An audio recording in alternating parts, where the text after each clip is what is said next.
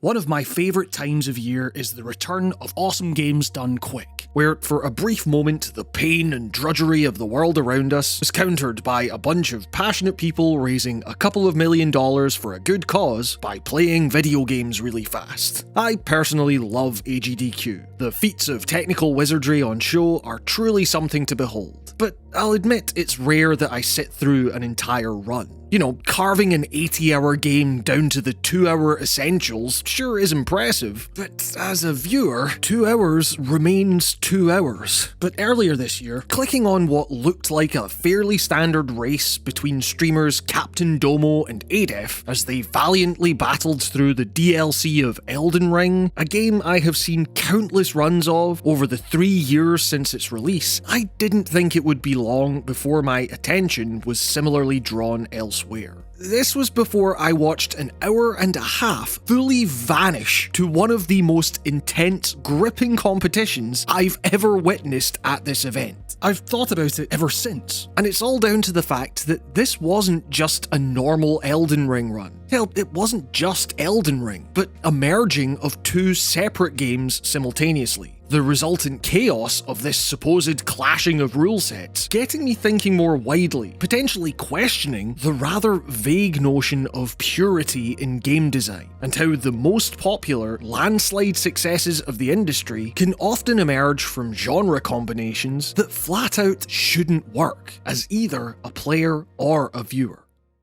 The example in this case was Elden Ring Bingo, a competition usually run by Captain Domo through his Bingo Brawlers League, and where the obstacles to a pleasant, readable viewing experience should be plain to see. I mean, just look at this screen. The typical GDQ format of one game and one player's reaction here sees your attention divided not just between a doubling of that formula, but half the screen taken up by a board of text so small it's nigh unreadable, even on a big TV, listing out arcane names and phrases regarding in-game events that we're supposed to try and keep up with, as each of these streamers goes about their own methods of crossing each event off the list. It seems like it should be a total mess, and yet what we see here is a narrative framework being set, aided in no small part by expert commentary from the estimable Mitch Riz, helping people make sense of what they're looking at, elevating a basic Elden Ring run to something altogether more dramatic.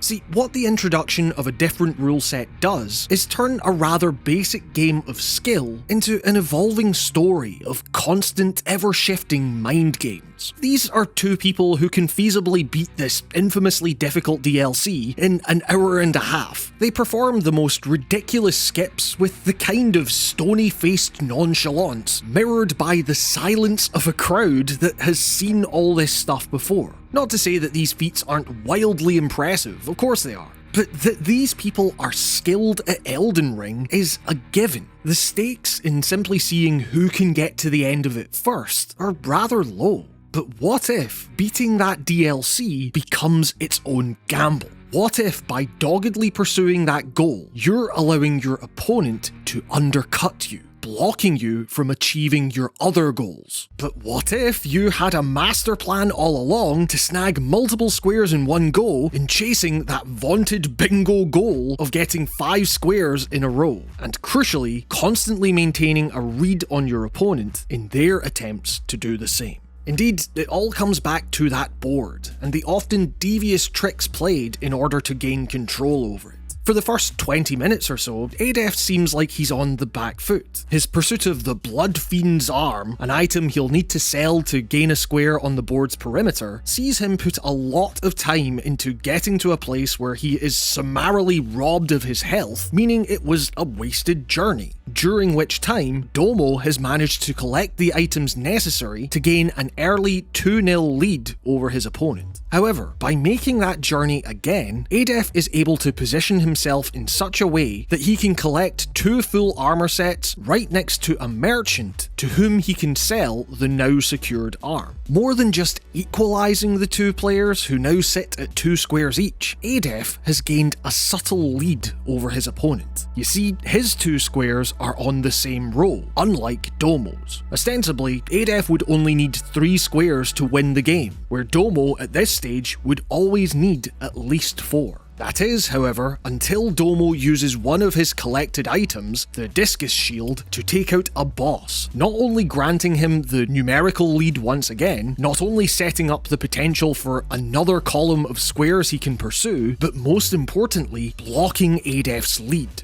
Domo couldn't win that bottom row, but like a game of tic-tac-toe, now he's stopped his opponent from doing so as well. And if you pay attention to the boss he defeats, you start to see that he has killed 2 birds with 1 stone, beginning the setup for another entirely different square, leaving ADF potentially playing catch-up all over again. It's a narrative roller coaster that flows throughout the rest of the match, each player acquiring squares not simply to take them, but to interrupt the other's strategy. As that board fills up, the stakes increase dramatically. Towards the end, ADF makes a break for that coveted centre square that would, at one point, have allowed him total control of the board, defeating Radahn. In any other run, this would be the unquestioned goal. In effect, it's beating the DLC, it's winning the game. And yet here, it's possibly the highest risk square one can go for. Not simply because the boss at the end of it is maybe the most difficult FromSoft has ever produced, mind, but because the lengthy lead up to that boss gives Domo ample time to rack up multiple squares in one go, as he kills another boss with a perfume bottle that also happens to be at the end of his second jail. ADF, on the other hand, is fighting his way through NPC bosses that no longer contribute to any square in particular. He's braving one of the most chaotic staircases in the game and multiple tough enemies beyond that, all to get to a boss that can take precious minutes to defeat, while constantly dangling the one-hit sword of Damocles above ADF's head, one that falls painfully late into the fight. Feeling utterly defeated, ADF desperately needs to find more squares to head off Domo, who ends up driving the battle towards that precious 13th tile that would win a player the majority and therefore the entire hard-fought match. And that is the beauty of Elden Ring Bingo, of these combined rule sets. There is never a point where it feels cut and dry as to who is going to win. You find yourself rooting for both players at completely different points. You see this constant back and forth of triumph and failure, that reliable dramatic staple of rooting for the underdog shifting every few minutes, it feels like. It's less about what's happening immediately on screen, and more about imagining the many potential layers of offensive and defensive strategy that must be whirring around each player's head. That is getting to the core of what a person is thinking, how they act. That's humanity, that's drama, that is compelling. What should be an unreadable mess due to the introduction of a whole new rule set ends up providing Elden Ring a new sense of clarity precisely because of that rule set. Something that transcends merely how good someone is at Elden Ring. It's how good they are at reading people, how they can manipulate that to their advantage. The result is full of the kinds of deliciously devious twists and turns that characterize classic thrillers, anime, the lot. You thought you had me, but I'd been preparing for this the entire time. It is beautiful, and it's a beauty achieved entirely without words from the players. Instead, it's found by combining styles of game you might never think of otherwise.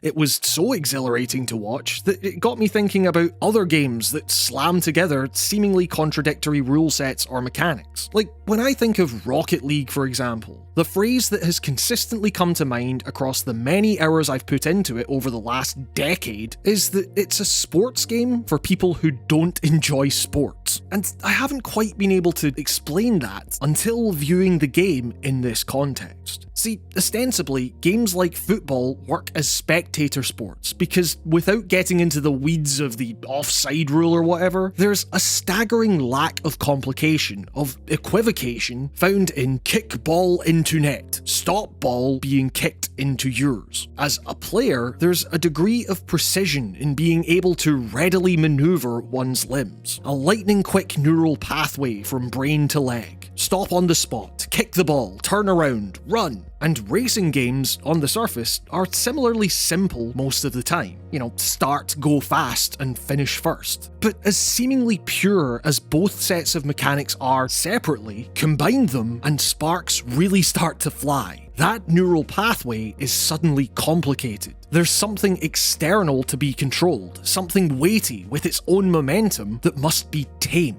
A process that, even with the decidedly non-simulative nature of Rocket League's physics, represents a cavalcade of minutiae, drawing your focus away from simply where the ball is and how hard you want to hit it. You have to take all these extra steps to simply make sense of where you even are, where your opponents are. A series of decisions made all the more urgent thanks to just how quickly you are flying down the pitch as you are making them. Once again, it's complication of two pure things. And indeed, part of the reason it's developed such a wide following is because, well, it kind of is a mess at the beginner level. A bunch of people flailing around trying to wrangle these machines as a process entirely separate to just getting the ball into the net. But what this chaos allows for is a higher degree of mastery. The increase in variables a player has to get to grips with at any one time, arguably making for a narratively richer experience. As exemplified by the fact that One Run This GDQ took this concept even further and, through modding, added precision platforming to the mix. It's all the more impressive as a viewer seeing someone conquer every layer of this complex mechanical melange in a way that goes far beyond someone who is just good at FIFA or whatever. You know, GDQ has always acted as a stellar example of the fact that games are far more than just the software in the box. Breaking a game in half and bringing the code to its knees can absolutely be an art form in itself, one that doesn't necessarily diminish the creator's original talent or vision at all, but can nonetheless create a meaningful adventure all of its own. In a similar vein, smashing these kinds of disparate rule sets together, Elden Ring and Bingo, football and car racing, etc., can break established formulas in all kinds of different ways, resulting in something that initially you might not fully understand. However, the resultant chaos, and crucially the mastery of that chaos, as exemplified by the millions of dollars raised across all these speedruns, the runaway success of these games, what it tells us about the players and their priorities, the story, the humanity of that, is something that clearly we cannot look away from. Thanks so much for watching. If you liked the video, you can help me out by liking, subscribing, becoming a member, and even typing now, which apparently costs you nothing if that option is available to you. It all helps more than you know. A massive thanks as well to my patrons, who you can see on screen and are all getting access to exclusive, fully produced videos that aren't available here. Your continued support on patreon.com/writingongames is what allows me to keep going with the work I do on this channel, and I seriously cannot express how grateful I am for that. You are all the best. Special thanks go to Ewan Patterson, David Butkus, Brendan Hess, Mason Miller, Alex O'Sullivan, Michael Tritt, Rickety Cricket, Cameron Sinisteros, Charles J. Liu, Oride, Thomas Ife, Luke Shaw, Alistair Dunn, Vitautis Catharsis, Dolly Bowman, Young Condor, Danis Sakauskis, Christopher Faherty, Nicholas Villeneuve, Leah Chinello, Captain Knussbrich, Bryce Snyder, Page Mail Limited, David Björk, Timothy Jones, Matthew Grover, Shardfire, Lynn Browning, Dallas Keane, Charlie Kimball, and Charlie Yang. And with that, this has been another episode of Writing on Games. Thank you all so much for watching, stay safe, and I will see you all next time.